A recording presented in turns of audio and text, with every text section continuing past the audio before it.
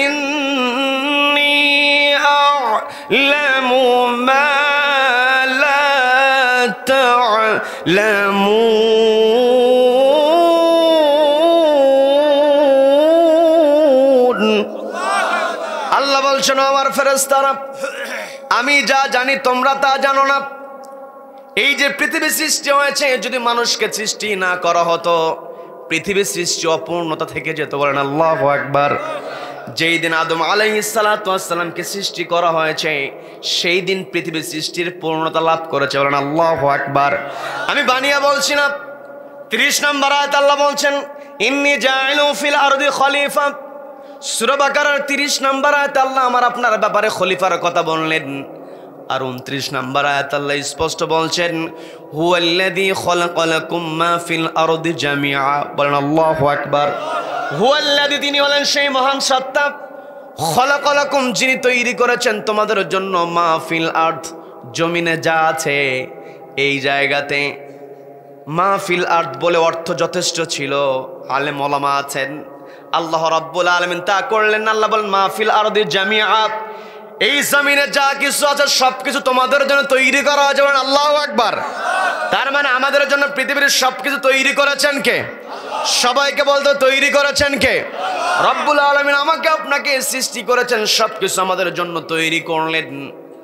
এই পৃথিবীতে আল্লাহ আমাদেরকে এত নিয়ামত দিয়েছেন, আমি আপনি যদি আল্লাহর নিয়ামতের গণনা শুরু করি শেষ করতে পারবো নাকি? পানির মধ্যে মাছ যখন বসবাস করে, মাছের চতুর্পাশে যত পানি থাকে, তার চাইতে আমি আপনি আমার আপনার চতুর্পাশে আল্লাহর নিয়ামত বেশি। এতে কোনো সন্দেহ আছে নাকি? আল্লাহ চ্যালেঞ্জ দিয়ে বলছেন, ওয়া ইন তাউদ্দু নি'মাতাল্লাহি লা তুহসুহা ইন্নাল্লাহা লাগফুরুর রাহিম।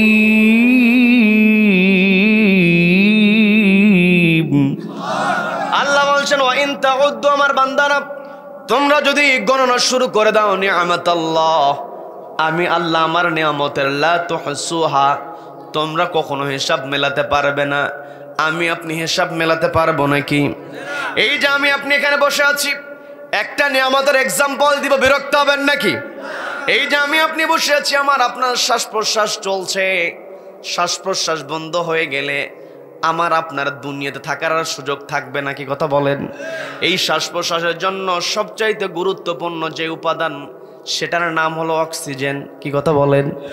আজকে বায়োলজিক্যাল সায়েন্স যে তথ্যটা দিয়েছে, একজন মানুষ বেঁচে থাকার জন্য পরিবেশ থেকে প্রতি মিনিটে 7 থেকে 8 লিটার অক্সিজেন গ্রহণ করে। আউযু বিল্লাহি মিনাশ শাইতানির রাজীম। বিসমিল্লাহির রাহমানির রাহিম।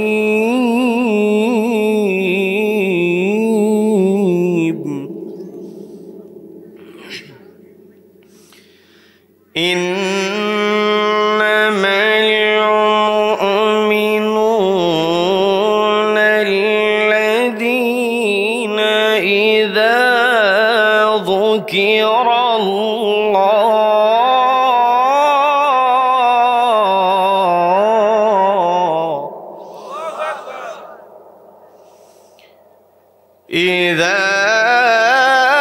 ذكر الله وجلت قلوبهم وإذا تليت عليهم آياته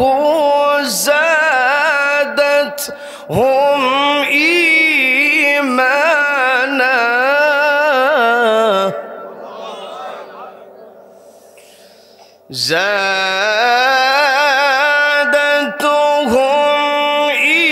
إيمانا وعلى ربهم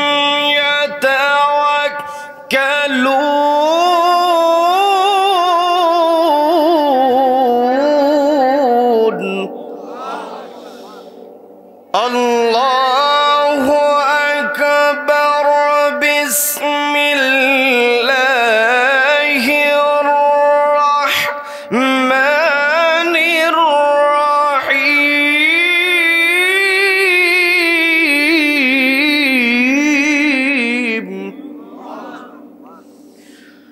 কুনতুম খায়রা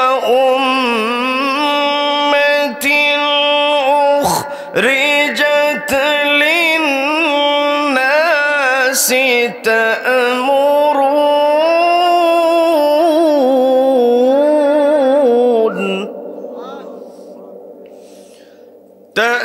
تأمرون بالمعروف وتنهون عن المنكر وتؤمنون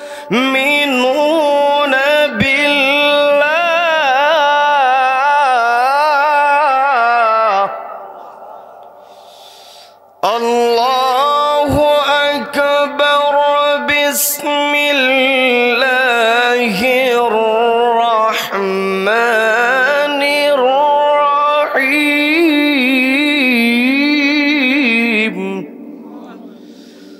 إن الله وملائكته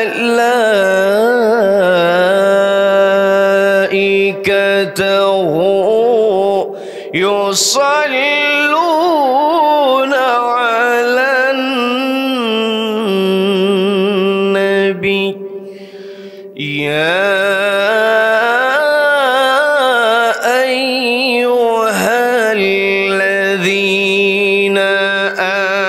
آمنوا صلوا عليه وسلموا تسليما اللهم صل على محمد وعلى آل محمد كما صليت على إبراهيم وعلى آل إبراهيم إنك حميد مجيد সবাই পড়ুন اللهم بارك على محمد وعلى آل محمد كما باركت على إبراهيم وعلى آل إبراهيم إنك حميد مجيد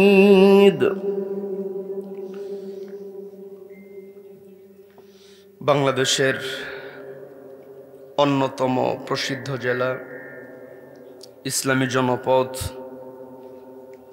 লক্ষ্মীপুর জেলার সদর উপজেলার বাঞ্ছানগর স্বাধীন বাংলা ইসলামী সমাজ কল্যাণ পরিষদ ও পাঠাগারের উদ্যোগে আয়োজিত তৃতীয়তম বার্ষিকী তাফসিরুল কোরআন মাহফিলের আজকের এই রহমতপূর্ণ বরকতপূর্ণ দ্বীনি মজলিসের সম্মানিত সুযোগ্য অনারেবল প্রেসিডেন্ট সভাপতিত্ব করছেন শ্রদ্ধাভাজন আলেমে দ্বীন বিশিষ্ট ইসলামী চিন্তাবিদ হযরত মাওলানা মুহাম্মদ নাসির উদ্দিন মাহমুদ সাহেব। আমার পূর্বে কথা বলেছেন বিশিষ্ট ইসলামী চিন্তাবিদ উদীয়মান তরুণ আলোচক আমার অত্যন্ত কাছের ভালোবাসার হযরত মাওলানা নজরুল ইসলাম আশরাফি সাহেব।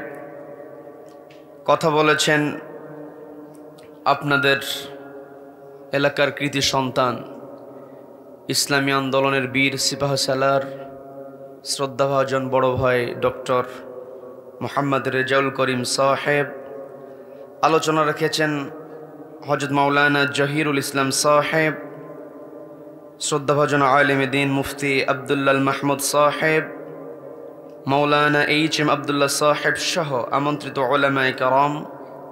আজকের মাহফিলে যিনি আমার পর আলোচনা করবেন, আজকের মাহফিলের সম্মানিত প্রধান তাফসীর কারক বিশিষ্ট ইসলামী চিন্তাবিদ আলেমে দ্বীন আন্তর্জাতিক খ্যাতিসম্পন্ন মুফাসসিরে কোরআন হযরত মাওলানা মুফতি শেখ সিদ্দিকুর রহমান সাহেব সহ আমন্ত্রিত মেহমানবৃন্দ, বিশেষ অতিথিবৃন্দ, আপনাদেরকে ইসলামী সঙ্গীত পরিবেশন করে আপনাদেরকে সুরের মূর্ছনায় যারা আপনাদেরকে উদ্দীপ্ত রেখেছেন, অনুপম শিল্পী গোষ্ঠীর শিল্পীবৃন্দ সহ বিশেষ করে আমার সামনে বসে আছেন অত্র এলাকার পার্শ্ববর্তী এলাকা হতে আগত কোরআন প্রেমিক, নবী প্রেমিক, তাওহীদি জনতা, পর্দার অন্তরাল থেকে শুনছেন আমার অত্যন্ত শ্রদ্ধেয়া মা এবং বোনেরা।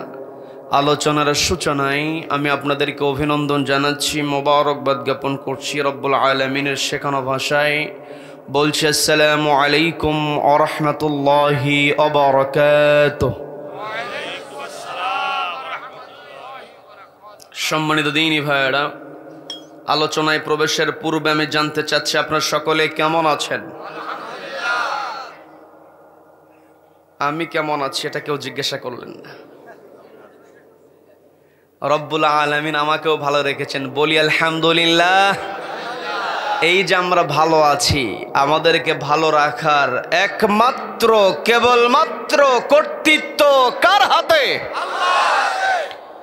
যে রব্বুল আলামিন আমাদেরকে ভালো রেখে সুস্থ রেখে সারাদিনের হাজারো কর্মব্যস্ততার পর ক্লান্ত শরীর নিয়ে যে সময়টাতে ঘরে ফেরার কথা, ঠিক সেই সময়টাতে ঘরের আকর্ষণকে প্রত্যাখ্যান করে কোরআনের আকর্ষণে যে মহান মুনিব আমাদেরকে কোরআনের ময়দানে আসার বসার এবং কোরআনুল কারীম থেকে কিছু কথা বলা এবং শ্রবণ করার মতো তৌফিক দান করলেন, সেই মহান মুনিবের দরবারে শুকরিয়া আদায় করে আমরা সকলে একযোগে বলে উঠছি আলহামদুলিল্লাহ।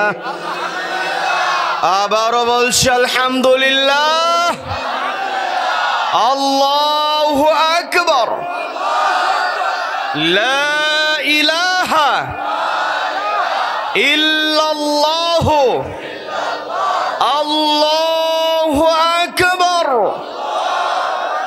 ওয়ালিল্লাহিল হামদ ওয়ালিল্লাহিল হামদ। আমরা কৃতজ্ঞতা আদায় করলাম কার? জীবনের প্রত্যেকটা ক্ষেত্রে একজনের প্রশংসা করতে হবে, তিনি কে? আমাকে আপনাকে সৃষ্টি করেছেন কে? Allah is the creator of all creations. যত সৃষ্টি আছে সব সৃষ্টি আল্লাহ করেছেন। কাজেই এই পৃথিবীতে যদি প্রশংসা করতে হয়, প্রশংসা কেবল আল্লাহর হবে। আল্লাহ ব্যতীত অন্য কেউ প্রশংসিত হতে পারে। None can be praised, only Allah will be praised. সবাই চিৎকার দিয়ে বলেন আল্লাহু আকবার, আল্লাহু আকবার। এই যে আমরা আল্লাহু আকবার বলে আল্লাহর বরত্বের ঘোষণা দিলাম, আল্লাহু আকবার স্লোগান দিলাম, এই আল্লাহু আকবার স্লোগানের সঙ্গে আমার আপনার সম্পর্ক আছে না নাই? সম্মানিত দ্বীনী ভাইয়েরা, এই আল্লাহু আকবার স্লোগানের সঙ্গে আমার আপনার সম্পর্কটা কেমন একটু বোঝার চেষ্টা করেন। আপনাদের জানা কথা একটু বোঝার জন্য বলবো, বিরক্ত হবেন নাকি? এই আল্লাহু আকবার স্লোগানের সঙ্গে আমার আপনার সম্পর্কটা কেমন একটু বোঝা দরকার। যে যেখান থেকে শুনছেন কথাটা একটু বোঝার চেষ্টা করবেন। সেটা হলো, যেই দিন আমি আপনি পৃথিবীতে আগমন করেছি, মায়ের পেট থেকে যখন আমি আপনি ভূমিষ্ঠ হয়েছি, পরিবারের সবাই খুশি হয়ে গিয়েছে। কি কথা বলেন? যখন কোনো সন্তান ভূমিষ্ঠ হয়ে যায়, পরিবারে নতুন অতিথি হিসেবে আগমন করার কারণে পরিবারের সবাই খুশি হয়ে যায়। আর যখন কোনো অতিথির আগমন ঘটে, কোথাও কোনো মেহমান উপস্থিত হলে মেহমানকে স্বাগত জানাতে হয় কি হয় না? মেহমানকে যদি স্বাগত না জানানো হয়, মেহমান মন খারাপ করে। আর কোনো সন্তান যখন মায়ের পেট থেকে ভূমিষ্ঠ হয়ে পৃথিবীতে আগমন করে, ওই সন্তান শুধু পরিবারে নতুন অতিথি হিসেবে আসে না, গোটা দুনিয়াতে ওই ছোট্ট নবজাতককে মেহমান করে পাঠান কে? এই মেহমানকে কেমন করে স্বাগত জানাতে হবে সেটাও শিখিয়ে দিয়েছেন কে? যখন কোনো সন্তান ভূমিষ্ঠ হবে, ওই ভূমিষ্ঠ হওয়ার সঙ্গে সঙ্গে সন্তানকে স্বাগত জানাতে হয় ডান কানে আযান দিয়ে, বাম কানে ইকামত দিয়ে। আযান এবং ইকামতের বাক্য যখন উচ্চারিত হয়, আযান এবং ইকামতের বাক্যের মধ্যে আল্লাহু আকবার স্লোগান আছে না নাই? আবার আমি আপনি যতদিন পৃথিবীতে বেঁচে থাকবো, নির্ধারিত সময় নিয়ে আমি আপনি পৃথিবীতে আগমন করি। পৃথিবীতে আমার আপনার মেয়াদ যখন শেষ হয়ে যাবে, আমার আপনার দেহ থেকে রুহটা যখন বের হয়ে যাবে, আমার আপনার কোনো মূল্যই থাকবে না। আমি আপনি যতদিন বেঁচে আছি, আমার আপনার দেহে প্রাণ আছে, আমার আপনার মূল্য আছে। আমার আপনার দেহ থেকে যখন প্রাণ পাখিটা বের হয়ে যাবে, রুহটা যখন কবজ করা হবে, যত বড় ধনাঢ্য ব্যক্তি আমি আপনি হই না কেন, যত বড় চেয়ারের মালিক আমি আপনি হই না কেন, দেহ থেকে প্রাণ বের হওয়ার সঙ্গে সঙ্গে পৃথিবীর মানুষ আমাকে আপনাকে আর মাটির উপরে রাখতে চাইবে না। কথা বলেন ঠিক কিনা? আমাকে আপনাকে কবরস্থ করা হবে, প্রস্তুতি শুরু হয়ে যাবে, গোসল করানো হবে, কাফন পরানো হবে, গোর খনন করা হবে। যারা কাছের মানুষ শুভাকাঙ্ক্ষী হাজির হয়ে যাবে, ওই কবরে নামানোর পূর্বে জীবিত মানুষের দায়িত্ব হলো লাশটাকে সামনে রেখে দিয়ে একটি দোয়ার নামাজ পড়া। সবাইকে বলতে হবে সেই নামাজের নাম কি? সবাই একটু কষ্ট করে বলেন, নামাজের নামটা কি? এই জানাজা নামাজের মধ্যে 4 বার আল্লাহু আকবার স্লোগান আছে না নাই? তার মানে আমি আপনি যেই দিন পৃথিবীতে আগমন করেছি, আমাকে আপনাকে সংবর্ধনা দেওয়া হয়েছে, আমাকে আপনাকে স্বাগত জানানো হয়েছে আল্লাহু আকবার স্লোগান দিয়ে। আবার আমি আপনি যেই দিন পৃথিবী ছেড়ে চলে যাব, আমাকে আপনাকে বিদায় দেওয়া হবে একটাই স্লোগান, নারায়ে তাকবীর। এর দ্বারা বোঝা যায় যতদিন আমি আপনি পৃথিবীতে বেঁচে থাকব, আমার আপনার একটাই স্লোগান হবে, নারায়ে তাকবীর আল্লাহু আকবার। স্লোগানের বাহিরে আমি আপনি যেতে পারবো না। কারণ যত চেষ্টাই করি না কেন, আল্লাহর হাতের সকল ক্ষমতা, কি কথা বলেন, কি কথা বলেন, সকল ক্ষমতার মালিক আল্লাহ। আল্লাহ স্পষ্ট বলছেন পবিত্র কোরআনের 3 নম্বর সূরা, সূরা আল ইমরানের 26 নম্বর আয়াত রব্বুল আলামিন সুন্দর করে বলছেন, খুবই পরিচিত আয়াত। আমি যখন আয়াতে কারিমা তেলাওয়াত করব, আপনারা যদি আমার সঙ্গে ঠোঁটটা মিলিয়ে পড়েন, আমল নামায় সব দেবেন কে? আমল নামায় সব যুক্ত হোক, এটা আমরা চাই কি চাই না? আল্লাহ রাব্বুল আলামিন সুন্দর করে বলছেন, কুলিল্লাহুম্মা মালিকাল মুলকি তুতিল মুলকা মান তাশাউ ওয়া তানজিউল মুলকা মিম্মান তাশাউ ওয়া তুইজ্জু মান তাশাউ ওয়া তুযিল্লু মান তাশাউ বিয়াদিকাল খায়র।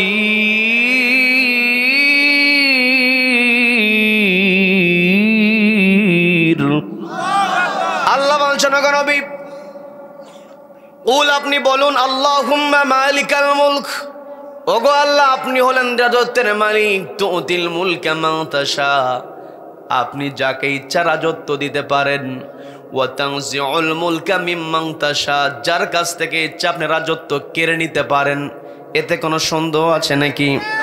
ওয়া তানজিউল মুলক, এই জায়গায় অনেক আলেম ওলামা আছেন। ওয়া তানজিউ, এই তানজিউ শব্দটা এসেছে নাজউন শব্দ থেকে। পবিত্র কোরআনের আরেকটা সূরার শুরুতে আল্লাহ বলছেন, এই নাজউন শব্দ ব্যবহার করে বলছেন, ওয়ান নাজিআতি গরকা, শপথ ওই সমস্ত ফেরেশতাদের যারা দেহের মধ্য থেকে রূহটাকে জোর করে বের করে। মালাকুল মউতের নেতৃত্বে ফেরেশতারা যখন আমার আপনার দেহ থেকে রূহটা বের করতে চাইবে, আমি আপনি সহজে দিতে চাইবো না, কি কথা বলেন? আমার আপনার দেহ থেকে জোর করে রূহটাকে বের করে নেওয়ার জন্য রব্বুল আলামিন যে শব্দ ব্যবহার করেছেন, ওয়ান্নাজিআতি গরকা, নাজউন শব্দ দ্বারা বোঝানো হয় কোনো কিছু জোর করে নিতে হলে। এই জায়গাতে আল্লাহ বললেন, ওয়া তানজিউল মুলকা মিম্মান তাশা, ক্ষমতায় বসার পরে যারা চেয়ারটাকে ছাড়তে চাইবে না, রব্বুল আলামিন জোর করে তাদের কাছ থেকে চেয়ার কেড়ে নেন। কি কথা বলেন? এই চেয়ারটা কেড়ে নেওয়ার জন্য আল্লাহর আবার বড় কোনো শক্তির প্রয়োজন হয় না, কি কথা বলেন? আল্লাহু আলা কুল্লি শাইইন কাদির, যত শক্তি আছে, যত ক্ষমতা আছে, আলা কুল্লি শাইইন, সমস্ত শক্তি এবং ক্ষমতার উপর একজন সমাসীন হয়ে আছেন, তিনি কে? আমার আপনার কাছে বড় শক্তি ছোট শক্তির পার্থক্য থাকতে পারে, কিন্তু আল্লাহর কাছে ছোট যেটা বড় তেমন। কি কথা বলেন? কি কথা বলেন? আল্লাহ রাব্বুল আলামিন যখন কারো কাছ থেকে ক্ষমতা কেড়ে নেন, বড় কোনো শক্তি আল্লাহ প্রয়োগ করেন না। নমরুদ যখন চেয়ারে বসে চেয়ারটাকে ছাড়তে চায় নাই, জাতির পিতা ইব্রাহিম আলাইহিস সালাতু ওয়াস সালামের উপরে জুলুম করেছিল। কি কথা বলেন? রব্বুল আলামিন ওই নমরুদ কেমন করে দুনিয়া থেকে বিদায় করলেন। বড় কোনো বাহিনী আল্লাহর সামনে পাঠান নাই, শক্তিশালী কোনো ইউনিটকে আল্লাহর সামনে পাঠান নাই, বড় কোনো যোদ্ধা পাঠালেন না, পাঠালেন ছোট্ট একটা প্রাণী, মশা, তাও আবার ল্যাংড়া। কি কথা বলেন? আব্রাহা যখন হস্তি বাহিনী নিয়ে কাবাগর আক্রমণ করেছিল, আল্লাহ তো চাইলে বড় কোনো বাহিনীকে সামনের কাতারে দিতে পারতেন, কিন্তু রব্বুল আলামিন তা করলেন না। তয়রান আবাবিল, ঝাঁকে ঝাঁকে পাখি পাঠালেন। আবার ওই পাখিদের ঠোঁটের মধ্যে মটর দানার মতো ছোট্ট ছোট্ট পাথর কুচি উপর থেকে ছেড়ে দেওয়া হয়েছে, মুহূর্তের মধ্যে চিবানো ঘাসের মতো হয়ে গিয়েছে। কথা বলেন ঠিক কিনা? আবার আবু জাহেল, এই যে কোরআনটা আমরা সামনে রেখে দিয়েছি, নবীজি যখন কোরআনের দাওয়াত শুরু করেছেন, নবীজির বিরুদ্ধে সবচেয়ে ষড়যন্ত্র যেই নেতা করেছিল সেটা হলো আবু জেহেল। কি কথা বলেন? আবু জেহেল নবীজির বিরোধিতা করেছে। আবু জেহেল তো নেতা ছিল, শুধু নেতা ছিল না, ও তো নেতাদেরও নেতা ছিল। কি কথা বলেন? বড় নেতাকে আল্লাহ সাইজ করলেন বদর যুদ্ধে। আল্লাহ তো চাইলে বড় কোনো মুজাহিদ দিয়ে, বড় কোনো সাহাবীকে দিয়ে আল্লাহ চাইলে আবু জেহেলকে আল্লাহ ধরাশায়ী করতে পারতেন, কিন্তু আল্লাহ তা করলেন না। রব্বুল আলামিন ছোট্ট দুইজন বালক মুআজ এবং মুআউযিজ, দুইজনকে দ্বারা একেবারে নাস্তানাবুদ করেছিলেন। কি কথা বলেন? এগুলো দ্বারা বোঝা যায় আল্লাহ যদি কাউকে পরাস্ত করতে চান, কারো ক্ষমতা কেড়ে নিতে চান, আল্লাহর বড় কোনো শক্তির প্রয়োজন হয় না। কি কথা বলেন? ফেরাউন মূসা আলাইহিস সালাতু ওয়াস সালামকে ঠেকানোর জন্য লক্ষ লক্ষ শিশু সন্তানকে হত্যা করেছিল, কিন্তু শেষ পর্যন্ত সে কি তার চেয়ারকে রক্ষা করতে পেরেছে নাকি? এগুলো তো আমাদের ইতিহাস, আমি আপনি শুনেছি, জেনেছি। 2024 সালে আমি আপনি যে ইতিহাসের সাক্ষী হয়েছি, সেই ইতিহাসেও তো আল্লাহ চাইলে বড় কোনো বাহিনী, বড় কোনো দলকে সামনের কাতারে দিতে পারতেন। কি কথা বলেন? জুলাই আগস্ট আল্লাহ রাব্বুল আলামিন বর্তমান সময়ের এই বাংলার জমিনে যে লেডি ফেরাউনের ভূমিকায় ছিল, ওই লেডি ফেরাউনকে আল্লাহ তাড়ায় দিয়েছেন নিরস্ত্র ছাত্র জনতাকে দিয়ে। কি কথা বলেন? এর দ্বারা বোঝা যায় কাউকে ক্ষমতা থেকে নামানোর ক্ষেত্রে আল্লাহর বড় কোনো শক্তির প্রয়োজন হয় না। এই যে দেখেন আবু জেহেলের কথা একটু আগে বললাম, আবু জেহেল কোরআনের বিরোধিতা করার কারণে, মানুষের উপরে জুলুম করার কারণে আবু জেহেল হয়ে গিয়েছে আন্তর্জাতিক পায়খানা। কি কথা বলেন? আর আমার দেশের লেডি ফেরাউন হয়ে গেছে ডাস্টবিন। কি কথা বলেন? যারা অনলাইনে ছবিগুলো দেখে আজকে ডাস্টবিন হয়ে গিয়েছে। কি কথা বলেন? তার মানে আমাকে আপনাকে সবসময় মনে করতে হবে একজন বড়, তিনি কে? আল্লাহু আকবার বলে আমার আপনার স্লোগান। এই আল্লাহু আকবারের স্লোগানকে নিয়ে সামনে আমি আপনি যখন চলবো, যত জুলুমবাজ আমার আপনার উপরে জুলুম করুক না কেন, দিন শেষে বিজয় রব্বুল আলামিন আমাদেরকেই দিবেন। কি কথা বলেন? কারণ এই কোরআন যার সঙ্গে আছে, দুনিয়াতে সে শান্তিতে থাকবে, আখিরাতেও সে মুক্তি পাবে। কি কথা বলেন? জুলুম নির্যাতন চালানো হয়, কষ্ট দেওয়া হয়, কিন্তু কষ্টকে কেউ কষ্ট মনে করে না, কারণ সবাই তাওয়াক্কুল করে কার উপরে? আল্লাহর উপরে। যার তাওয়াক্কুল আছে, আল্লাহর উপরে তাওয়াক্কুল করে যারা আল্লাহু আকবারের স্লোগানকে সামনে রেখে চলবে, তাদের উপরে যতই নির্যাতন চালানো হোক না কেন, দুনিয়ার কোনো নির্যাতনকে মুসলমান ভয় পায় না, মুমিন বান্দা ভয় পায় না। মুমিন বান্দা একজনকে ভয় পায়, তিনি কে? আমি আমার আলোচনার সূচনায় পবিত্র কোরআনের 8 নম্বর সূরা আনফালের 2 নম্বর আয়াতে কারিমা তেলাওয়াত করেছি, যে আয়াতের মধ্যে আল্লাহ ইমানদার বান্দার, মুমিন বান্দার 3টা বৈশিষ্ট্য তুলে ধরেছেন। গোটা কোরআনের বিভিন্ন জায়গায় মুমিন বান্দার বিভিন্ন বৈশিষ্ট্য রব্বুল আলামিন তুলে ধরেছেন। আর আমি যে আয়াতে কারিমা তেলাওয়াত করেছি সূরা আনফাল আয়াত নাম্বার 2, বৈশিষ্ট্য 3টা। সবাইকে বলতে হবে কয়টা? আল্লাহ বলছেন, ইন্নামাল মুমিনুনা আল্লাযীনা ইযা যুকিরাল্লাহু ওয়াজিলাত কুলুবুহুম ওয়া ইযা তুলিয়াত আলাইহিম আয়াতুহু যাদাতুহুম ঈমানাও ওয়া আলা রাব্বিহিম ইয়াতাওয়াক্কালুন। আল্লাহ বলছেন, ইন্নামাল মুমিনুন, তারাই হলো মুমিন, আল্লাযীনা ইযা যুকিরাল্লাহ, যাদের সামনে আমি আল্লাহ আমার নাম উচ্চারিত হয়, ওয়াজিলাত কুলুবুহুম, অন্তরটা কেঁপে ওঠে কার ভয়ে? তার মানে মুমিন বান্দার এক নাম্বার বৈশিষ্ট্য হলো মুমিন বান্দা ভয় করবে কাকে? মুমিন বান্দা আল্লাহকে ভয় করবে, এক নাম্বার বৈশিষ্ট্য।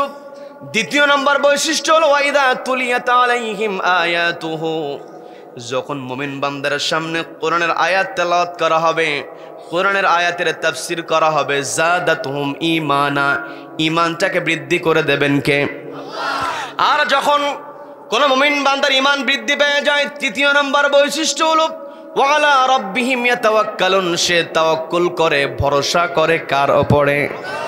আমি আপনি যখন আল্লাহর উপরে ভরসা করব, আল্লাহর উপরে যখন আমার আপনার ভরসা থাকবে, দুনিয়ার কোন নির্যাতন আমাকে আপনাকে থামাতে পারবে না। কি কথা বলেন?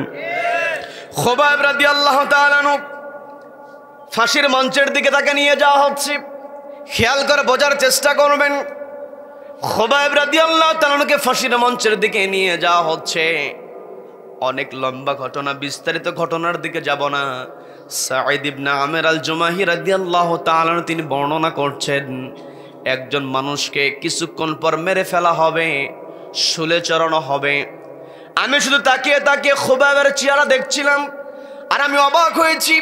একজন মানুষকে কিছুক্ষণ পর দুনিয়া থেকে বিদায় করে দেওয়া হবে, হত্যা করা হবে, শহীদ করে দেওয়া হবে, অথচ তার চেহারার মধ্যে বিন্দু পরিমাণ কষ্টের ছাপ ছিল না, চেহারার মধ্যে ছিল হাসির ঝিলিক। বলেন আল্লাহু আকবার। আজও পৃথিবীতে যারা আল্লাহর উপর ভরসা করে, কোরআনকে সামনে রেখে আল্লাহু আকবার স্লোগানকে তার স্লোগান বানিয়ে এই পৃথিবীতে চলবে, যতই নির্যাতন করা হোক না কেন, যতই জুলুম করা হোক না কেন, চেহারা থেকে কেউ কখনো হাসি কেড়ে নিতে পারবে না। কি কথা বলেন? বিগত 16টা বছর আমরা নির্যাতন দেখেছি। আল্লাহু আকবারের স্লোগানের কর্মীদেরকে যখন আদালতে উঠানো হয়েছে, একবারের জন্য আমরা তাদের চেহারার মধ্যে মলিনতা খুঁজে পাই নাই, বরং তারা ওই হ্যান্ডকাপ পরা অবস্থায়, ডান্ডা বেরি পরা অবস্থায় চেহারার মধ্যে হাসির ঝিলিকটা দিয়ে বোঝানোর চেষ্টা করেছেন ওয়ালা রাব্বিহিম ইয়াতাওয়াক্কালুন, তাওয়াক্কুল করেছি কার উপরে? এই যে আজকে আমি আপনি বসেছি, এই জায়গায় হেডলাইন দেওয়া হয়েছে তাফসিরুল কোরআন মাহফিল। এই তাফসিরুল কোরআন মাহফিল হেডলাইন আজকে গোটা দেশের গ্রামগঞ্জে পর্যন্ত পৌঁছে গিয়েছে। কিন্তু আগের দিনেতে এমন হেডিং হতো না, আগের দিনে হেডিং হতো আজিমুস শান মাহফিল, ইসালে সব সভা। কি কথা বলেন? ইসলামী জালসা, এই হেডলাইন গুলো ছিল। কি কথা বলেন? ইসলামী সভা হওয়া, আজিমুস শান মাহফিল হওয়া, শীতকালে আলেম ওলামা নসিহত করবে, এটা আমাদের ঐতিহ্য, এটা আমাদের সংস্কৃতি। কি কথা বলেন? আবার দেখবেন কিছু পান্ডা মার্কা লোকজন আছে, এই মাহফিলের সংস্কৃতিকে সহ্য করতে চায় না। আছে না নাই? আছে না নাই? উল্টা পাল্টা কথা বলে, আছে না নাই? কিছু মানুষের মাথা নষ্ট হয়ে গিয়েছে। বিগত সময় আমরা একটা এমপিকে দেখেছিলাম, ওই সংসদের মধ্যে মাঝে মধ্যে কোরআন তেলাওয়াত করত, কোরআনের রেফারেন্স দিয়ে কথা বলতো, কিন্তু এখন তার উল্টে গিয়েছে। আমাদের শ্রদ্ধাভাজন বড় ভাই ডক্টর মিজানুর রহমান আজহারী হাফিজাহুল্লাহ, তার মাহফিল চাপাই নবাবগঞ্জ, সে মাহফিল নিয়ে অ্যালার্জি শুরু করে দিয়েছে। আছে না নাই? মাহফিলগুলোকে সহ্য করতে চায় না। যারা মাহফিলকে সহ্য করতে পারবে না, এরা দুনিয়াতেও লাঞ্ছিত হবে, আখিরাতেও শাস্তি পাবে। কি কথা বলেন? কি কথা বলেন? আজ থেকে 1 বছর পূর্বে যারা মাহফিলগুলোতে বাধা দিয়েছে, আজকে তারা কোথায়? কি কথা বলেন? আমাদের কোরআনের পাখি বলেছিলেন, জুলুম বারবারিও না, সীমা অতিক্রম করিও না, ইঁদুরের গর্ত পর্যন্ত খুঁজে পাবে না। কি কথা বলেন? এই যে তাফসিরুল কোরআন মাহফিল হেডলাইনটা দেওয়া হয়েছে, আগের দিন আজিমুস শান মাহফিল, ইসালে সব সভা, ইসলামী জালসা, এই হেডলাইনগুলো দেওয়া হতো। আমি সেগুলোর বিরোধিতা করছি না, ওগুলো ছিল বলে আজকে আমি আপনি তাফসিরুল কোরআন মাহফিল হেডলাইন দিতে পারছি। কি কথা বলেন? তবে আমি আপনাদেরকে যেটা বোঝানোর চেষ্টা করছি, এই যে তাফসিরুল কোরআন মাহফিল আজকে হচ্ছে, এই বাংলাদেশে যদি বলা হয় এই তাফসিরুল কোরআন মাহফিল যিনি প্রতিষ্ঠা করেছেন, জিজ্ঞাসা করার সঙ্গে সঙ্গে একটা নাম চলে আসে, শহীদ আল্লামা হোসেন সাঈদী রহমাতুল্লাহ আলাইহি। কি কথা বলেন?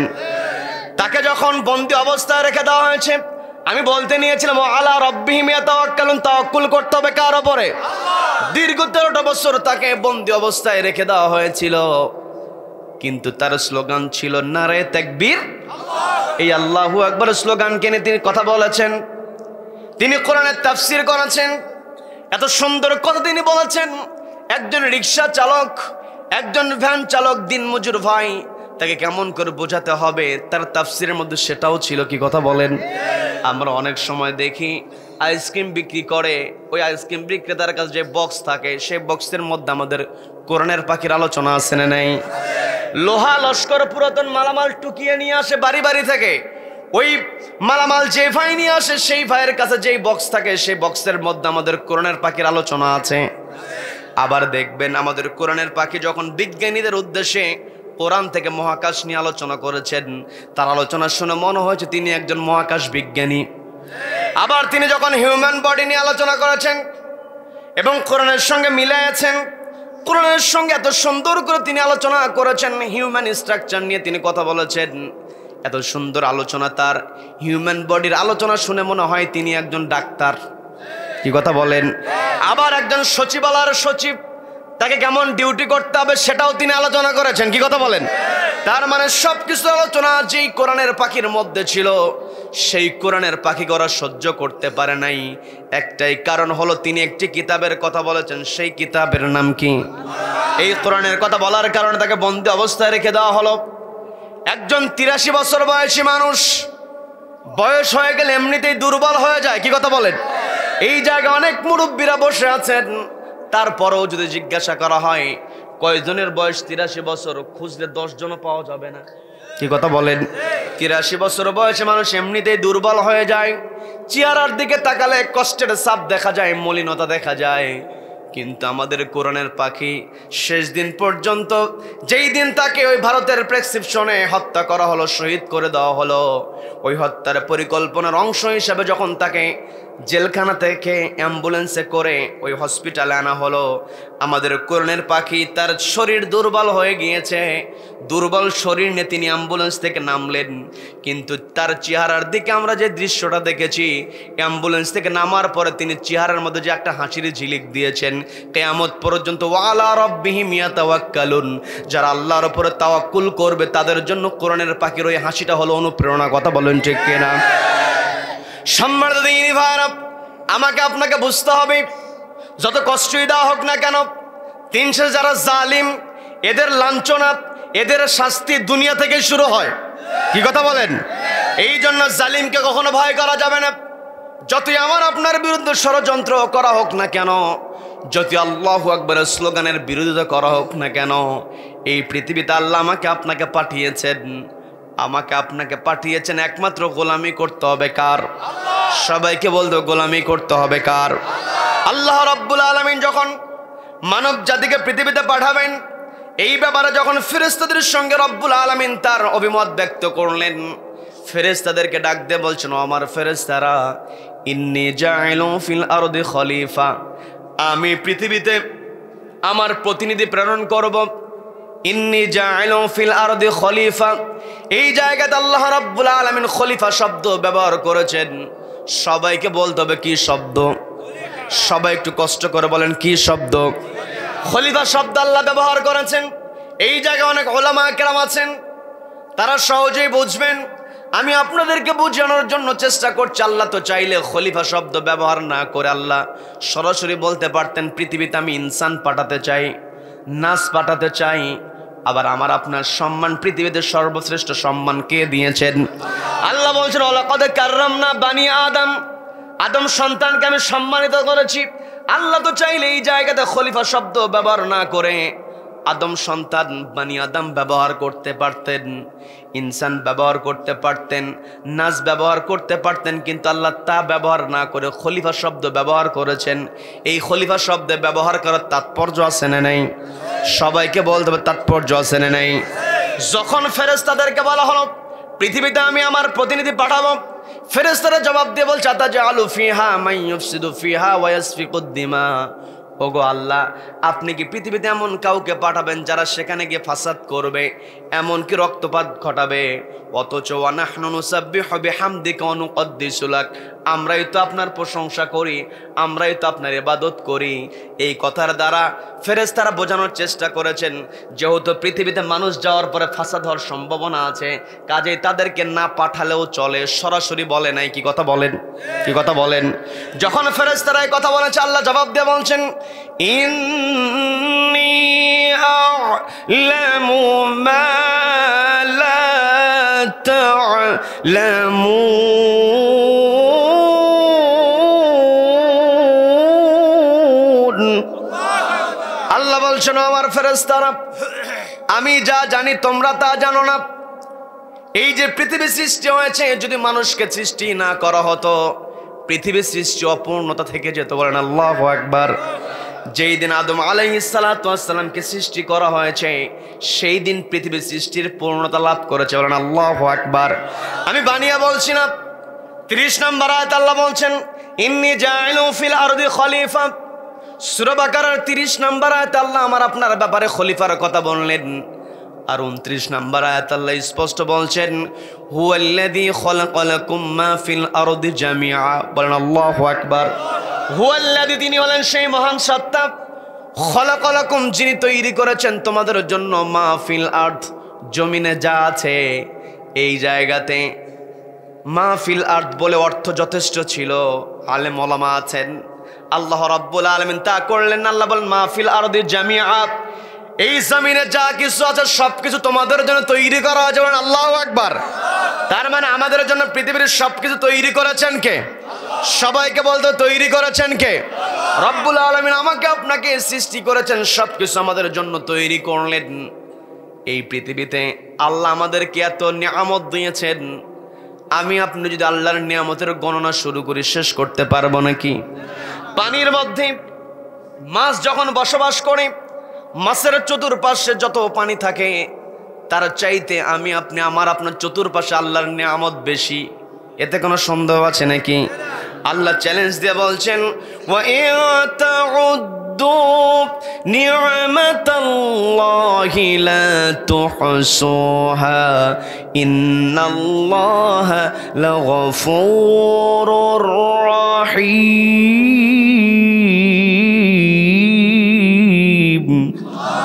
আল্লাহ বলছেন ওয়া ইন তাউদ্দু, আমার বান্দারা তোমরা যদি গণনা শুরু করে দাও নি'মাতাল্লাহ, আমি আল্লাহ আমার নিয়ামতের, লা তুহসুহা, তোমরা কখনো হিসাব মেলাতে পারবে না। আমি আপনি হিসাব মেলাতে পারবো নাকি? এই যে আমি আপনি এখানে বসে আছি, একটা নিয়ামতের এক্সাম্পল দিব, বিরক্ত হবেন নাকি?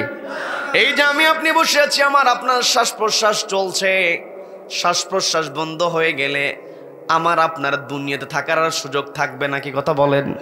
এই শ্বাস প্রশ্বাসের জন্য সবচাইতে গুরুত্বপূর্ণ যে উপাদান সেটার নাম হলো অক্সিজেন। কি কথা বলেন? আজকে বায়োলজিক্যাল সায়েন্স যে তথ্যটা দিয়েছে, একজন মানুষ বেঁচে থাকার জন্য পরিবেশ থেকে প্রতি মিনিটে 7 থেকে 8 লিটার অক্সিজেন গ্রহণ করে। বলেন সুবহানাল্লাহ। প্রতি মিনিটে যদি 7 থেকে 8 লিটার অক্সিজেন গ্রহণ করা হয় তাহলে হিসাব করলে দেখা যায় 24 ঘন্টায় একজন মানুষ বেঁচে থাকার জন্য 10,000 থেকে 11,500 লিটার অক্সিজেন গ্রহণ করে। বলেন আল্লাহু আকবার। এই 10,000 থেকে 11,500 লিটার অক্সিজেন পুরোটাই যদি আমার আপনার দেহের মধ্যে ঢুকে যায়, আমি আপনি আবার অসুস্থ হয়ে যাব। যার কারণে রব্বুল আলামিন আমার আপনার রেসপিরেটরি সিস্টেমের মধ্যে এমন সাকনা রেখে দিয়েছেন, এই হাজার হাজার লিটার অক্সিজেন থেকে মাত্র 500 লিটার অক্সিজেন সাকনার মাধ্যমে সাকনি যুক্ত হয়ে যায়। বলেন না সুবহানাল্লাহ। বলেন সুবহানাল্লাহ। এখন এই জায়গায় মাসুম বাচ্চা থেকে শুরু করে নিয়ে 10 বছর 12 বছর ছোট্ট বালক থেকে শুরু করে নিয়ে বৃদ্ধ মুরব্বী পর্যন্ত আমার যুবক ভাইরা, আমাদের অনেকের অনেক ধরনের বয়স, কারো 20 বছর, কারো 50, কারো 70, কারো 7 বছর। যার বয়স যত হোক না কেন, যদি জিজ্ঞাসা করা হয় মায়ের পেট থেকে ভূমিষ্ঠ হওয়ার পর থেকে নিয়ে আজকে পর্যন্ত কত লিটার অক্সিজেন তুমি ব্যবহার করেছো, শুধু অক্সিজেনের হিসাব দাও, হিসাব দিতে পারবো নাকি? এই যত নিয়ামত আল্লাহ আমাকে আপনাকে দিলেন, এই নিয়ামত কেন দিয়েছেন এর কারণ আছে না নাই? আছে না নাই? রব্বুল আলামিন সুন্দর করে বলছেন, খুবই পরিচিত, সবাই বলেন ওয়ামা খালাকতুল জিন্না ওয়াল ইনসা ইল্লা লিয়াবুদুন।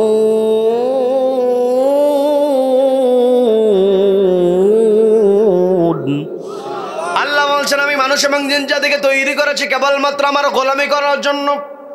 তার মানে এই পৃথিবীতে আমি আপনি আল্লাহর গোলামির বাইরে যাওয়ার আমার আপনার কোনো সুযোগ নাই। প্রতিটা মুহূর্ত গোলামি করতে হবে কার? আমার আপনার যত পরিচয় থাকুক না কেন, আমি আপনি মন্ত্রী এমপি, আমি আপনি বিচারপতি, আমি আপনি রাষ্ট্রপতি, যে কোনো পরিচয় আমার আপনার থাকতে পারে। যত পরিচয় একজন মানুষের পৃথিবীতে থাকুক না কেন, একজন মানুষের সবচাইতে বড় পরিচয় হলো মানুষ কার গোলাম।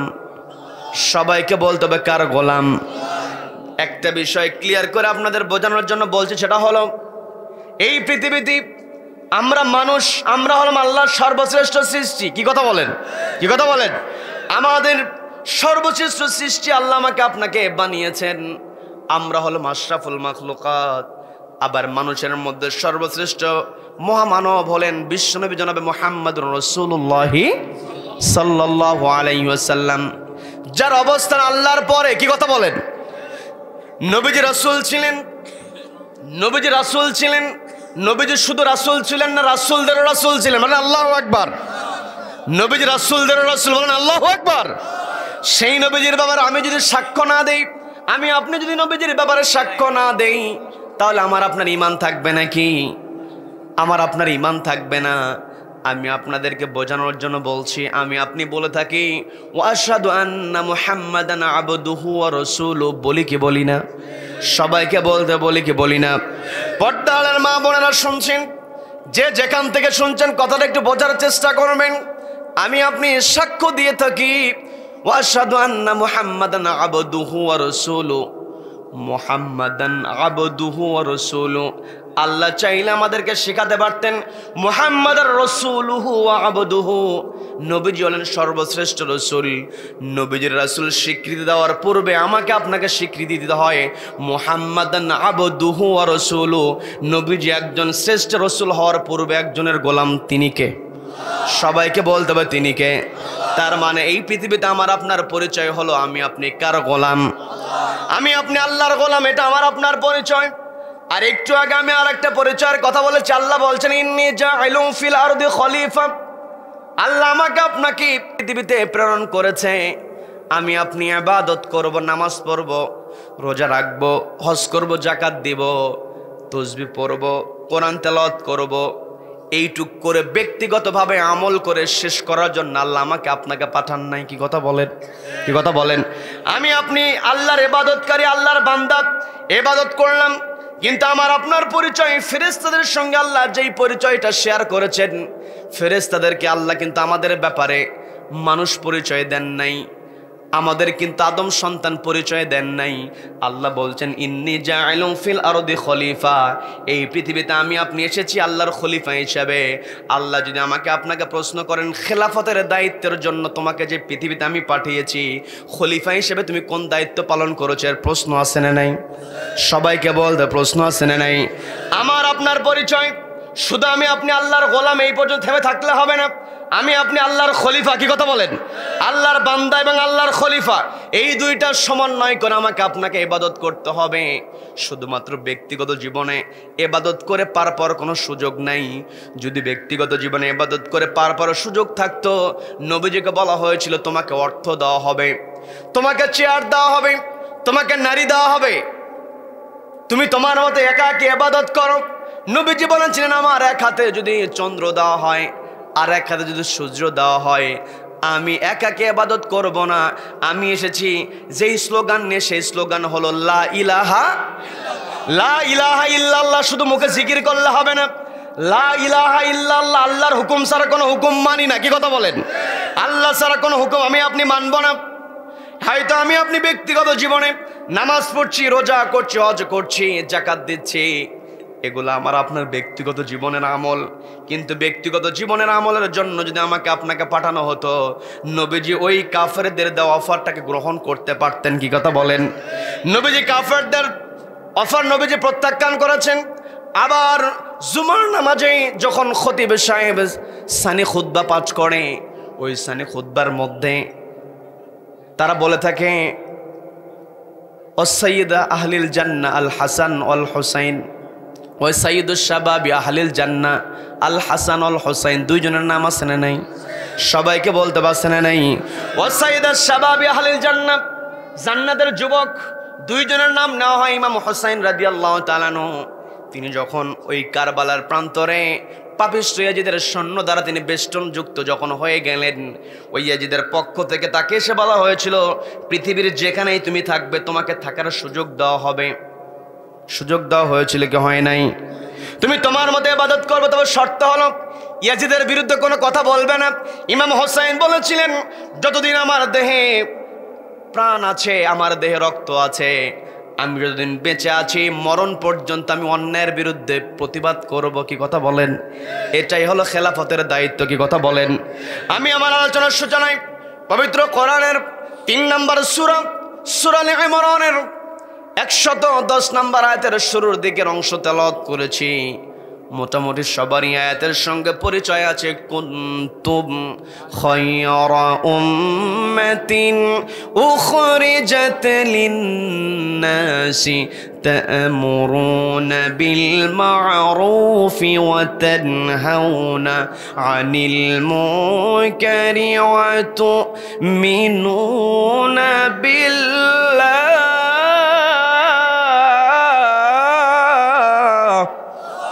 আল্লাহ বলছেন, আমার বান্দারা, কুনতুম খায়রা উম্মাহ, তোমরা উত্তম জাতি, উখরিজাত লিন-নাস, তোমাদেরকে বের করা হয়েছে মানুষের জন্য। এই আয়াতের আলোচনা আপনারা বিভিন্নভাবে বিভিন্ন সময় শুনেছেন।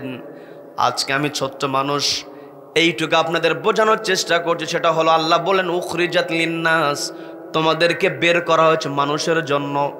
তার মানে এই পৃথিবীতে আমাকে আপনাকে মানুষের জন্য কাজ করতে হবে। কি কথা বলেন? আল্লাহ বলেন কুনতুম খায়রা উম্মাহ, তোমরা উত্তম জাতি হতে পারবে, শর্ত হলো মানুষের জন্য কাজ করতে হবে। আর আমি আপনি যখন মানুষের জন্য কাজ করতে যাব, আমার আপনার 1 নাম্বার কর্মসূচি হবে তা'মুরুনা বিল মা'রুফ, সৎ কাজের আদেশ দিতে হবে। কি কথা বলেন? কি কথা বলেন? আল্লাহ বললেন তা'মুরুনা বিল মা'রুফ, তোমরা সৎ কাজের আদেশ দাও। এই জায়গাতে আল্লাহ তা'মুরুনা শব্দ ব্যবহার করেছেন, এর মধ্যে আরেকটা অর্ডার আল্লাহ ঢুকিয়ে দিয়েছেন। কারণ যখন আমি আপনি কোনো কাজ মানুষকে অর্ডার করে করতে বলবো, মানুষকে যখন অর্ডার দিব, আমি আপনি যেই কাজের অর্ডার দিব, সেই কাজ যদি আমি আপনি নিজে না করে অর্ডার দেই, মানুষ পাল্টা বলবে নিজের সরকায় তেল দাও। কি কথা বলেন? কি কথা বলেন? এই জায়গায় আল্লাহ বলছেন তা'মুরুনা বিল মা'রুফ, শব্দ ব্যবহার করেছেন একটা, তা'মুরুনা, তোমরা আদেশ দাও। এর মধ্যে আল্লাহ বলছেন লুকায়িত যে অর্থটা আছে, তোমরা নিজে ভালো কাজ করো এবং ভালো কাজের অর্ডার দাও। শুধু ভালো কাজ করব তা নয়, আল্লাহ বলছেন অর্ডারও দিতে হবে। রব্বুল আলামিন 2 নম্বরে যে কর্মসূচি বলেন ওয়াতানহাউনা আনিল মুনকার, অসৎ কাজে বাধা প্রদান করো। কি কথা বলেন?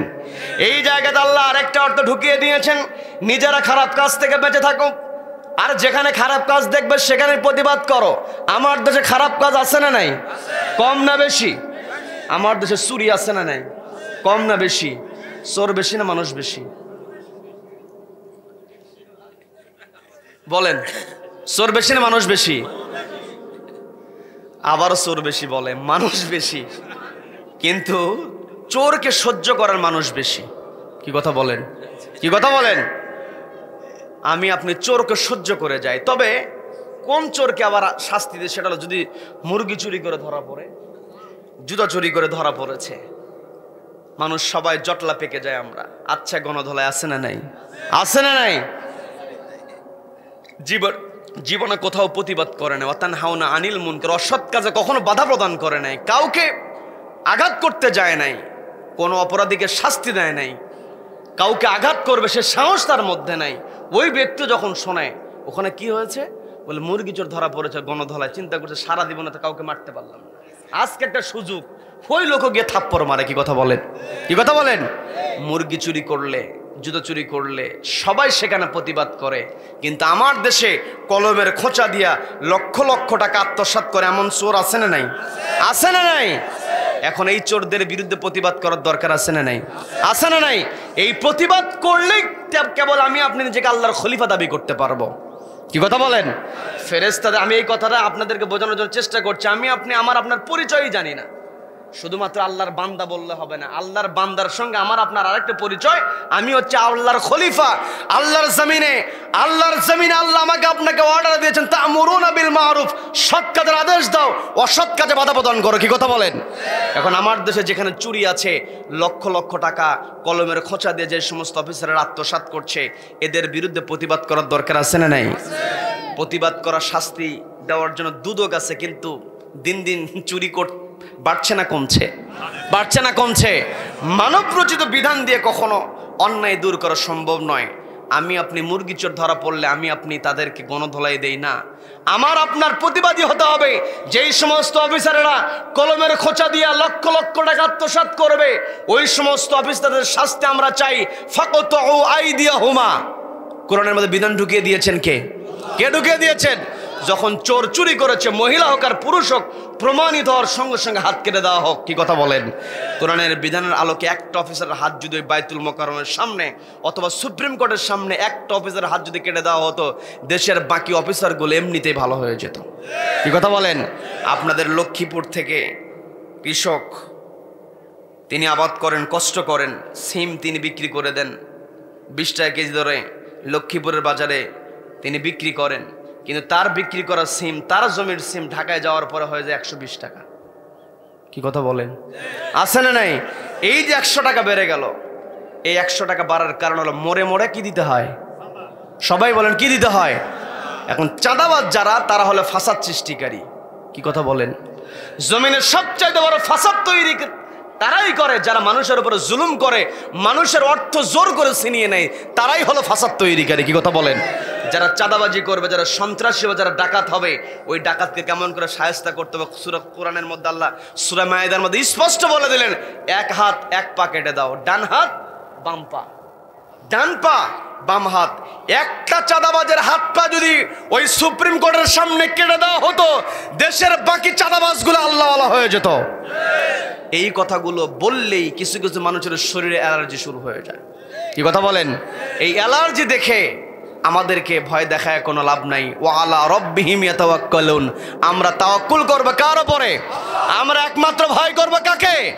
আল্লাহকে ভয় করব। আল্লাহকে ভয় করে আমি আপনি চলবে। যে এখানে যারা আজকে দেখা যাচ্ছে, গত বছর মাহফিলগুলোতে তারা মঞ্চে আসতে পারে নাই, মঞ্চে আসা তো দূরের কথা, যদি শুনতো যে অমুক এলাকাতে দাওয়াত করা হয়েছে, মাহফিলের আশেপাশে একেবারে পুলিশের 2-3টা গাড়ি হাজির হয়েছে। কি কথা বলেন? যারা পুলিশের গাড়ি হাজির করেছে, কোরআনের মাহফিলকে সহ্য করতে পারে নাই, আজকে তারা কোথায়? কি কথা বলেন? তার মানে এই পৃথিবীতে যারা কোরআনের সঙ্গে থাকবে তাদেরই সম্মান থাকবে। কোরআনওয়ালা যারা হবে তারা এই দুনিয়াতেও সম্মানিত, আখিরাতেও সম্মানিত। কি কথা বলেন? কি কথা বলেন? দীর্ঘদিন জেলখানায় থেকেছে, মামলা কতগুলো, হাসতে হাসতে বলেছে আমার 50টা মামলা, আমার 30টা মামলা। কি কথা বলেন? কি কথা বলেন? জেল থেকে বের হয়েছে, রিমান্ডে নির্যাতন করা হয়েছে, যার আন্দোলন করতে পারবে না, কিন্তু জেল থেকে বের হওয়ার সঙ্গে সঙ্গে পরিবারের সঙ্গে দেখা না করে নেতার সঙ্গে দেখা করেছে। কি কথা বলেন? একটাই কারণ, এই পৃথিবীতে আমাকে আপনাকে দায়িত্ব পালন করতে হবে আল্লাহর খলিফা হিসাবে। কি কথা বলেন? শুধুমাত্র একাকী ইবাদত করে পার পাওয়ার কোনো সুযোগ নাই। নিজের ব্যক্তিগত, পারিবারিক, সামাজিক, রাষ্ট্রীয়, আন্তর্জাতিক প্রত্যেকটা অঙ্গনে একজনের ইবাদত করতে হবে। তিনি কে? তিনি কে? এই কথাগুলো, এই দায়িত্ব পালন করার জন্য আল্লাহ আমাকে আপনাকে পাঠিয়েছেন। আমি আপনি একাকী জিকির করলাম, পার পাওয়ার কোনো সুযোগ নাই। কি কথা বলেন? কি কথা বলেন? এই পৃথিবীতে এটা আরো আগে দেওয়া দরকার ছিল। তো উনি আসে না এখনো? আচ্ছা আচ্ছা, এটা আপনারা লিখে দিয়েছেন, আমি তো সেভাবে কথা বলছি। আচ্ছা, তার মানে আমি আপনাদেরকে যেটা বোঝানোর জন্য, বিরক্ত হচ্ছেন আমার কথায়? বিরক্ত হচ্ছেন? আমার আপনার দায়িত্ব হলো তা'মুরুনা বিল মা'রুফ। পৃথিবীতে আল্লাহ আমাকে আপনাকে যেই দায়িত্বটা দিলেন, সৎ কাজের আদেশ দিতে হবে, অসৎ কাজে বাধা প্রদান করতে হবে। ওয়া তু'মিনুনা বিল্লাহ, ঈমান আনতে হবে কার উপরে? সবাইকে বলতে ঈমান আনতে হবে কার উপরে? আমার আপনার ঈমান আল্লাহর প্রতি আছে কিনা? আমি আপনি 3টা বৈশিষ্ট্যের কথা শুনেছি। 1 নাম্বার হলো ইযা যুকিরাল্লাহ, যখন আল্লাহর নাম উচ্চারিত হবে, ওয়াজিলাত কুলুবুহুম, অন্তরটা কেঁপে উঠবে। কার ভয়ে? আল্লাহর ভয়ে অন্তর কাঁপতে হবে। 2 নাম্বার হলো ওয়া ইযা তুলিয়াত আলাইহিম আয়াতুহু যাদাতুহুম ঈমানা, কোরআন তেলাওয়াত শুনে, কোরআনের তাফসীর শুনে ঈমান বাড়তে হবে। কি কথা বলেন? আমার আপনার কোরআন তেলাওয়াত শোনার পরে, কোরআনের তাফসীর শোনার পর আমার আপনার যদি ঈমান না বাড়ে, বুঝতে হবে এখনো আমি আপনি মুমিন হতে পারে নাই। কি কথা বলেন? এরপর আল্লাহ রাব্বুল আলামিন বলেন ওয়া আলা রাব্বিহিম ইয়াতাওয়াক্কালুন, আল্লাহর উপরে তাওয়াক্কুল করে তা'মুরুনা বিল মা'রুফ, সৎ কাজের আদেশ দিতে হবে। ওয়া তানহাউনা আনিল মুনকার, অসৎ কাজে বাধা প্রদান করতে হবে। এই জায়গাতে আল্লাহ আমাকে আপনাকে বলেন তা'মুরুনা বিল মা'রুফ, তোমরা সৎ কাজের আদেশ দাও। আল্লাহ এই জায়গায় আমাকে আপনাকে বলেন তা'মুরুনা বিল মা'রুফ, তোমরা সৎ কাজের আদেশ দাও।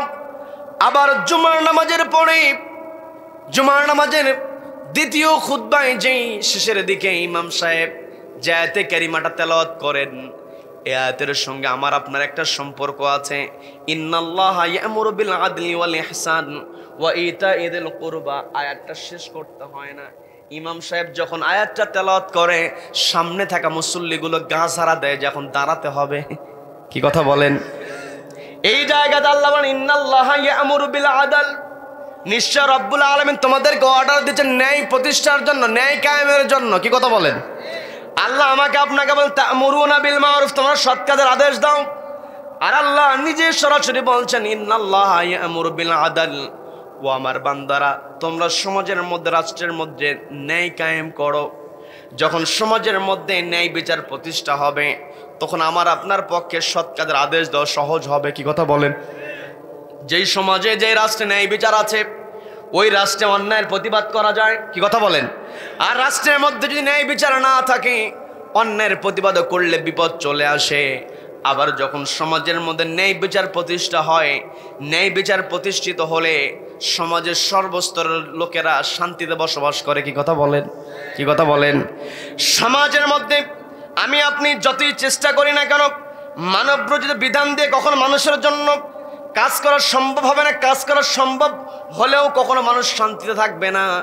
মানুষকে শান্তিতে রাখতে হলে একটি কিতাবের বাস্তবায়ন দরকার। সবাইকে বলতে হবে কিতাবের নাম কি? সবাইকে বলতে হবে কিতাবের নাম কি? এই কোরআনের আলোকে যখন রাষ্ট্র পরিচালিত হয়, তখন চেয়ারে বসে দুর্নীতি করার কোনো সুযোগ আছে নাকি? সুযোগ আছে নাকি? আমি আপনি যদি মানব ইতিহাস, মানব জাতির ইতিহাস পর্যালোচনা করি, তখন দেখা যায় পৃথিবীতে মানুষ তখনই শান্তিতে বসবাস করেছে যখন বিধান কায়েম ছিল কার? সবাইকে বলতে বিধান কায়েম ছিল কার? হযরত ওমরের শাসন আমল আমরা জানি। আমরা শাসন আমল হযরত আবু বকর রাদিয়াল্লাহু তাআলা আনহু, ওসমান আলী রাদিয়াল্লাহু তাআলা আনহুম, তাদের ঘটনা আমরা জানি। তাদের সময়ে মানুষ একেবারে সমস্ত মানুষ তাদের অধিকারের কথা ফ্রাঙ্কলি বলতে পেরেছে, কোনো প্রকার দ্বিধা ছাড়া। কি কথা বলেন? হযরত ওমর রাদিয়াল্লাহু তাআলা আনহু, আপনারা ঘটনা জানেন, আমি বিস্তারিত বলবো না। ওমর রাদিয়াল্লাহু তাআলা আনহু তিনি যখন খুতবা দেওয়ার জন্য দাঁড়িয়েছেন, জুব্বা লম্বা হয়েছে। সাধারণ একজন মানুষ থামায় দিয়ে বলছেন, আগে জবাব দেন, জুব্বা কেন লম্বা হলো? বলেন আল্লাহু আকবার। এটাই হলো ন্যায় বিচার। কি কথা বলেন? যখন সমাজের মধ্যে সাধারণ মানুষ কথা বলতে পারবে, সাধারণ মানুষের অধিকার যখন নিশ্চিত হবে, বোঝা যাবে সমাজের মধ্যে ন্যায় বিচার আছে। আর সমাজের মধ্যে ন্যায় বিচার প্রতিষ্ঠার জন্য কোরআন ছাড়া বিকল্প আর কোনো কিতাব হতে পারে না। কথা বলেন ঠিক কিনা? হযরত ওমর রাদিয়াল্লাহু তাআলা আনহু, হযরত আলী রাদিয়াল্লাহু তাআলা আনহু, ওসমান, সবাই তারা কোরআন দিয়ে রাষ্ট্র পরিচালনা করার কারণে তারা শান্তি পৃথিবীতে তারা প্রতিষ্ঠা করতে পেরেছিলেন। আর একজন শাসক ছিলেন ওমর ইবনে আব্দুল আজিজ রাহিমাহুল্লাহ। আমরা তার নাম শুনেছি, যাকে পঞ্চম খলিফা বলা হয়। কি কথা বলেন? কি কথা বলেন? যখন সমাজে ন্যায় বিচার থাকবে, সমাজের চেয়ারে, রাষ্ট্রের চেয়ারে যারা বসবে তারা জবাব দিয়ে তারাও তাই থাকবে। কি কথা বলেন? এই পৃথিবীতে আমার আপনার সবচাইতে বড় যেই টেনশন, ইন্টেনশন যেটা আমার আপনার থাকতে হবে, আমার আপনার টেন্ডেন্সি যেটা থাকতে হবে, সব সময় চিন্তা করতে হবে, আমি আপনি তো নামাজের মধ্যে তেলাওয়াত করি মালিক ইয়াউমিদ্দিন, তেলাওয়াত আছে না নাই? সবাইকে বলতে হবে তেলাওয়াত আছে না নাই?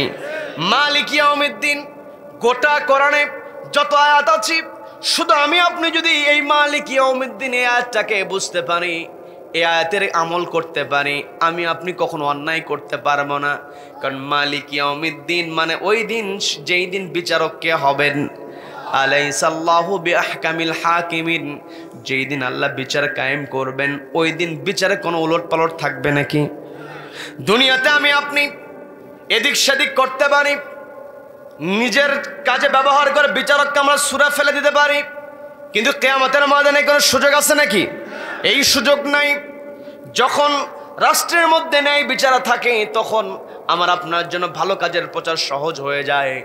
এই জন্য আল্লাহ আমাকে আপনাকে বললেন ইন্নাল্লাহা ইয়া'মুরু বিল আদল, ও আমার বান্দারা, তোমাদেরকে যে আমি অর্ডার দিয়েছি তা'মুরুনা বিল মা'রুফ, তোমরা সৎ কাজের আদেশ দাও, এটা তোমাদেরকে নির্দেশ দিয়েছি। আর আমি আল্লাহ সরাসরি তোমাদেরকে নির্দেশনা দিয়েছি, তোমরা ন্যায় বিচার প্রতিষ্ঠা করো, মানুষের অধিকার নিশ্চিত করো, মানুষের অধিকার নিশ্চিত তখনই হবে যখন জবাবদিহিতার শিক্ষা আমার আপনার ভিতরে থাকবে। চেয়ারে যারা বসবে তারা জবাবদিহিতার মধ্যে থাকবে। একজন খলিফা ছিলেন, নাম হলো হারুন রশিদ। আমরা নাম শুনেছি। খলিফা হারুন রশিদের সঙ্গে বাহালুল পাগলের একটা সম্পর্ক ছিল। কি কথা বলেন? আমরা তো বাহালুল পাগলের ঘটনা শুনেছি। আসলে তাকে পাগল বলা হয়, তিনি সত্যি পাগল ছিলেন, কিন্তু কার পাগল? সবাইকে বলতে হবে কার পাগল। এই বাহালুল পাগলের সঙ্গে খলিফা হারুন রশিদের একটা সম্পর্ক ছিল। কারণ খলিফা হারুন রশিদ সবসময় আলেম ওলামাদেরকে প্রাধান্য দিয়েছেন। আলেম ওলামারা যে পরামর্শ দেয় সেই পরামর্শই হলো ন্যায় বিচার। কি কথা বলেন? কি কথা বলেন? খলিফা হারুন রশিদের দরবারে একদিন চিঠি চলে আসছে। বিরক্ত হচ্ছেন নাকি? বিরক্ত হচ্ছেন? খলিফা হারুন রশিদের দরবারে চিঠি পাঠানো হয়েছে। চিঠি তিনি খুললেন, খুলে দেখলেন চিঠিতে লেখা তৎকালীন সময় সিরিয়ার যে শহর ছিল, শহরের নাম হলো রাকা শহর।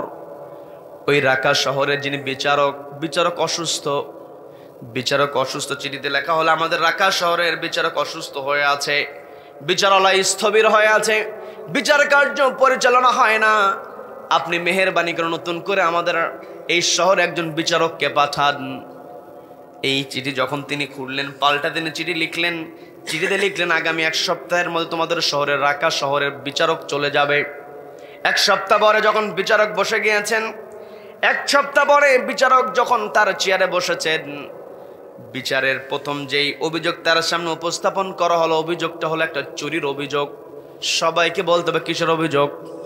সবাই বলেন।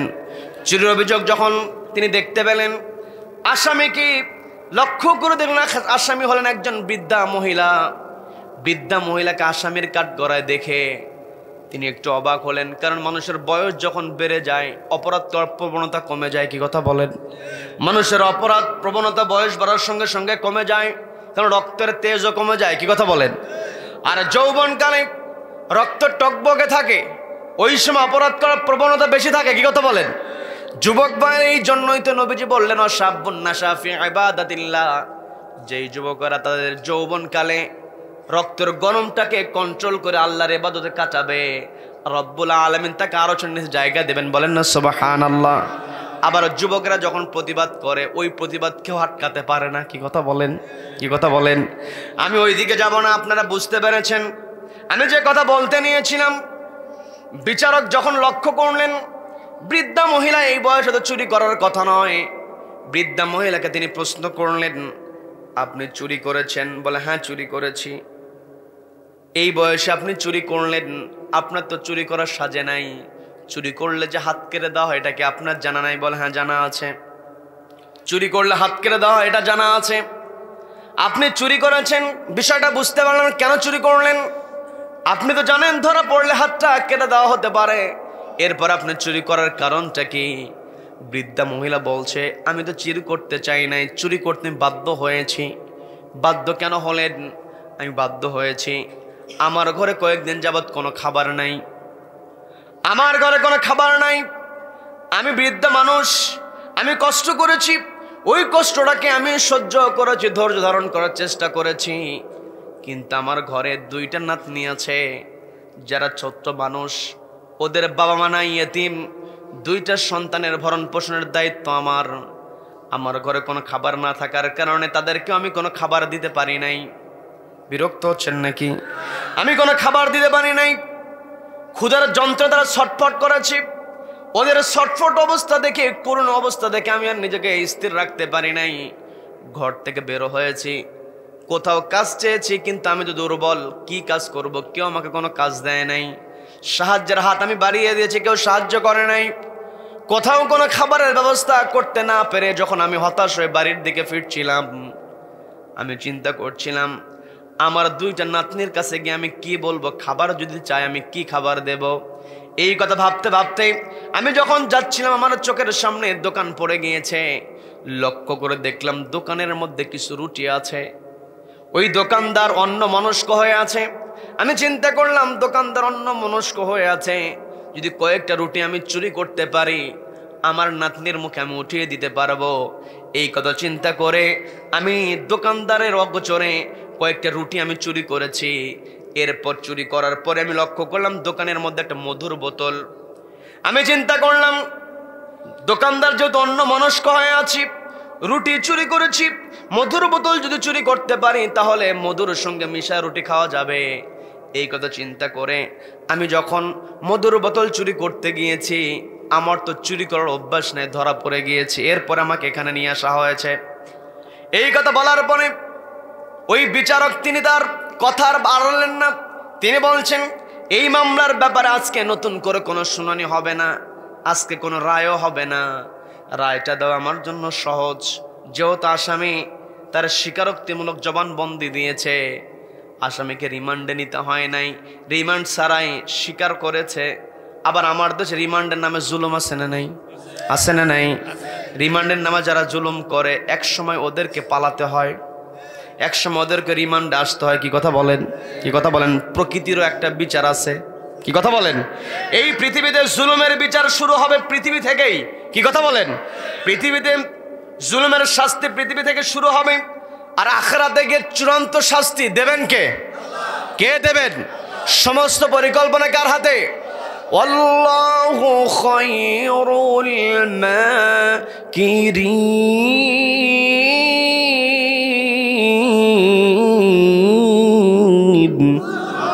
আল্লাহর উত্তম পরিকল্পনাকারী, ওই আল্লাহর উপর তাওয়াক্কুল করি। আমার আপনার দায়িত্ব হলো আল্লাহ যে অর্ডার দিলেন ইন্নাল্লাহা ইয়া'মুরু বিল আদল, আদালত কায়েম করতে হবে। আমি যে কথা বলতে নিয়েছিলাম, বিচারক বলছেন আসামি যেখানে স্বীকার করে নিয়েছে অপরাধ, আমি এই মুহূর্তে রায়টা দিয়ে দিতে পারি, কিন্তু রায়টা আমি আজকে দেব না। তবে আমি যখন রায় দেব তখন উপস্থিত থাকতে হবে এই শহরের যিনি প্রধান, নগর প্রধান যিনি, তাকে থাকতে হবে। খাদ্য প্রদানের দায়িত্ব যাকে দেওয়া হয়েছে তাকেও থাকতে হবে। আবার শহরে যারা ধনাঢ্য ব্যক্তি আছে, সফল ব্যবসায়ী যারা আছে, প্রভাবশালী ব্যক্তি যারা আছে, সবাইকে তিনি নোটিশ করলেন আগামী দিনে রায় হবে, চুরির বিচার হবে, এই বিচারের রায়টা দেওয়া হবে, আপনাদের সবাইকে থাকতে হবে। সবাইকে নোটিশ করা হয়েছে। পরের নির্ধারিত দিনে যখন বিচারক তার আসনে বসেছেন, আসনে বসার পরে তিনি বলছেন আমি গত দিনেই চাইলে রায়টা দিতে পারতাম, কিন্তু রায়টা আমি দেই নাই, রায়টা আমি প্রস্তুত করে রেখেছি, আজকে আপনাদেরকে ডেকেছি, আপনাদের সামনে আমি রায়টা দিয়ে দিলাম। সেটা হলো বৃদ্ধা মহিলা তিনি চুরি করেছেন, আবার তিনি চুরি করে তার চুরির অপরাধটা স্বীকার করেছেন, তাকে কোনো জেরা করতে হয় নাই। যেহেতু তাকে জেরা করতে হয় নাই, আপোষে তিনি তার অপরাধটাকে স্বীকার করেছেন। এই আপোষে অপরাধ স্বীকার করে নেওয়ার কারণে হাত কাটার যেই বিধান আছে সেই হাত কাটার বিধান থেকে তাকে মাফ করে দেওয়া হলো। হাত কাটার বিধান থেকে তাকে মাফ করে দেওয়া হয়েছে। তবে যেহেতু চুরি সংগঠিত হয়েছে, বিচারকের কাছে বিচারে যেহেতু চলে এসেছে, শাস্তি তো দিতে হয়। এই যে চুরি সংগঠিত হয়েছে, এই চুরি সংগঠিত হওয়ার জন্য 50টা বেতের বাড়ি আমি নির্ধারণ করলাম। সবাইকে বলতে হবে কয়টা বেতের বাড়ি? সবাই বলেন কয়টা? 50টা বেতের বাড়ি নির্ধারণ করা হলো। এরপর তিনি বললেন 500 দিরহাম জরিমানা করা হলো। কত দিরহাম? সবাই বলেন কত দিরহাম? 500 দিরহাম জরিমানা করা হলো। 50টা বেতের বাড়ির রায় তিনি দিলেন। বিচারকের চেয়ার থেকে তিনি নেমে আসলেন। নেমে আসার পর বৃদ্ধা মহিলার পাশে তিনি দাঁড়ালেন। দাঁড়িয়ে বলছেন বৃদ্ধা মহিলা তিনি চুরি করেছেন, 50টা বেতের বাড়ি নির্ধারণ করা হয়েছে। এই বয়সে যে তিনি চুরি করেছেন, এই বয়সে তার তো চুরি করার কথা নয়। এই বয়সে তিনি অক্ষম হয়ে গিয়েছেন, তার দায়িত্ব পালন করার কথা। দায়িত্ব হলো রাষ্ট্রের। কি কথা বলেন? কি কথা বলেন? রাষ্ট্রের দায়িত্ব হলো তার খোঁজ খবর নেওয়া, কিন্তু রাষ্ট্রে তার দায়িত্ব পালন করা হয় নাই। আজকে তিনি চুরি করতে বাধ্য হয়েছেন, রাষ্ট্রের দায়িত্ব যেহেতু পালন করা হয় নাই, যার কারণে বৃদ্ধা চুরি করেছেন। তিনি চুরি করেছেন ঠিকই, কিন্তু তার এই চুরি সংগঠিত হওয়ার জন্য সবচাইতে বড় অপরাধী হলো এই রাষ্ট্রের খলিফা। বলেন আল্লাহু আকবার, আল্লাহু আকবার। আমি কি বানিয়ে বললাম? বানিয়ে বলছি। যখন আল্লাহ অর্ডার দিলেন ইন্নাল্লাহা ইয়া'মুরু বিল আদল, যখন আদালত কায়েম হয়, ন্যায় বিচার প্রতিষ্ঠা হয়, সেই ন্যায় বিচার যেই রাষ্ট্রে আছে, যেই বিচারালয় আছে, এই বিচারের সিস্টেমটাই হলো এটা। কি কথা বলেন? কি কথা বলেন? তিনি বলছেন যেহেতু সবচেয়ে বড় অপরাধী হলো রাষ্ট্রের খলিফা, আর আমি তো খলিফার প্রতিনিধি হিসাবে চেয়ারে বসেছি, তাহলে আমারও তো অপরাধ এখানে কম নাই। এই 50টা বেতের বাড়ির মধ্যে 20টা বেতের বাড়ি আমার হাতে মারা হোক। বলেন আল্লাহু আকবার, বলেন আল্লাহু আকবার।